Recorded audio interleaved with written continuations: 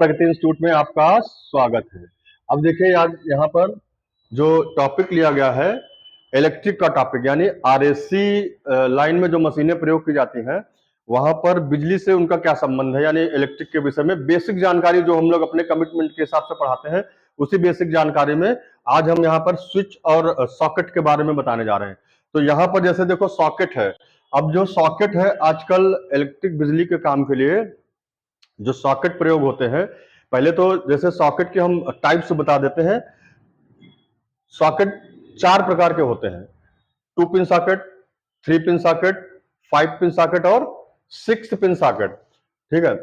2 pin socket का actual में 2 pin socket जो होता है डीसी करंट से चलने वाले उपकरणों के लिए प्रयोग किया जाता है।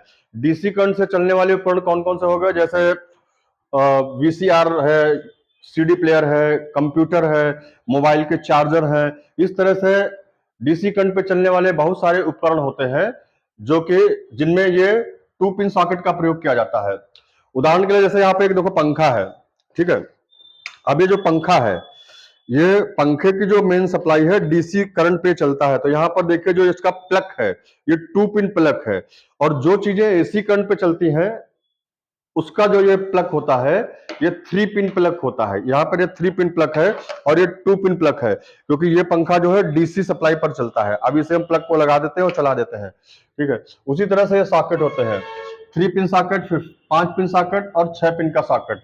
इन सॉकेट में ये प्लग लगाया जाता है।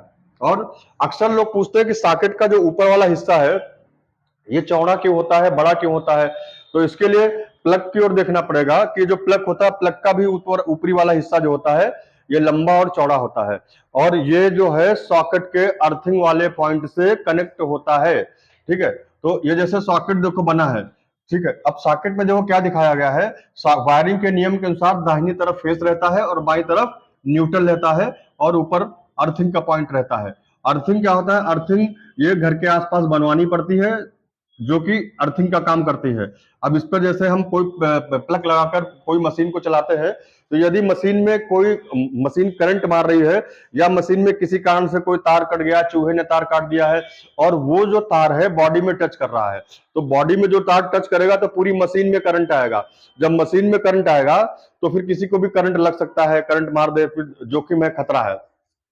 तो वो जो प्लग ये सॉकेट में लगाएंगे, फ्रिज का जो प्लग इस सॉकेट में लगाएंगे, तो सॉकेट में क्या होगा? अगर फ्रिज करंट मार रहा है तो प्लग से सॉकेट में करंट जाएगी और ये जाकर सीधा जमीन में करंट चली जाएगी, जिससे फ्रिज में करंट लगने का खतरा कम हो जाएगा। ठीक है। इस तरह वायरिंग के नियम के अनुसार दाहिनी तरफ फेस, बाईं तरफ न्यूट्रल, और ऊपर ये अर्थिंग का सप्लाई होती है, अर्थिंग की सप्लाई होती है। ठीक है। धन्यवाद।